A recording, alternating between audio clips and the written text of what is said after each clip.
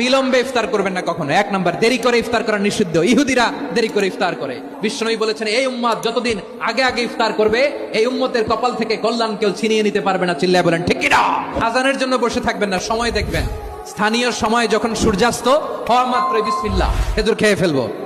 বাংলাদেশে একটি বেদাত চালু আছে যে ইফতারের নির্ধারিত সূর্য ডোবার নির্ধারিত সময়ের 3 মিনিট পরে আমরা ইফতারি করে থাকি, যা সরাসরি রাসূলের সুন্নাতের খেলাফ।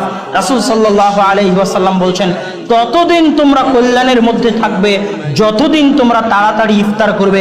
আরেক হাদিসে বলছেন, ইহুদি খ্রিস্টানরা দেরিতে ইফতারি করে, তোমরা তাড়াতাড়িতে ইফতারি করো। সূর্য ডুবা মাত্রই ইফতারি করো।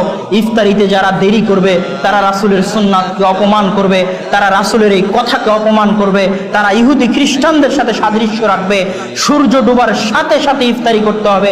সতর্কতার খাতিরে 1 মিনিট, 2 মিনিট, 3 মিনিট দেরি করব, এগুলো ফালতু কথা, অকেজো কথা, অচল কথা, বাতিল কথা, অগ্রহণযোগ্য, ন্যাক্কারজনক, ঘৃণিত কথা। সূর্য ডুবার সাথে সাথে, সময় হওয়ার সাথে সাথে ইফতার করতে হবে। রাসূল সাল্লাল্লাহু আলাইহি ওয়াসাল্লামের নির্দেশ এবং সুন্নাত। বুখারী এবং মুসলিমের হাদিসে আছে, রাসূলুল্লাহ সাল্লাল্লাহু আলাইহি ওয়াসাল্লাম ইরশাদ করেছেন, লা ইয়াজালুন নাসু বিখাইরিন মা আজ্জালুল ফিতরা ওয়া আখারুস সুহুর। ততক্ষণ পর্যন্ত মানুষ কল্যাণের ভিতরে থাকবে যতদিন পর্যন্ত মানুষ ইফতারি করবে তাড়াতাড়ি এবং সাহরি করবে দেরি করে। অর্থাৎ ইফতারি করতে হবে তাড়াতাড়ি। আমাদের ভিতরে অনেকেই দেখা যায় যে ইফতার যদি আমরা সূর্য ডুবার সঙ্গে সঙ্গে করি তাহলে বলে ফেলেন যে সারাদিন না খেয়ে থাকলা, তোমার কিছু হলো না, আর 2-4 মিনিট পরে করো না, এত তাড়াহুড়া করছো কেন?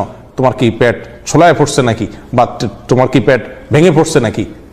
আমরা অনেক সময় সূর্য ডুবার সঙ্গে সঙ্গে ইফতার করাকে অনেকেই খারাপ চোখে দেখি, অথচ এর উল্টাটাই হলো খারাপ। অর্থাৎ যদি সূর্য ডুবার সঙ্গে সঙ্গে আরো 2-4 মিনিট অপেক্ষা করে, কেন আর একটু নিশ্চিত হয়ে নেই, তাহলে এটা বরং খারাপ।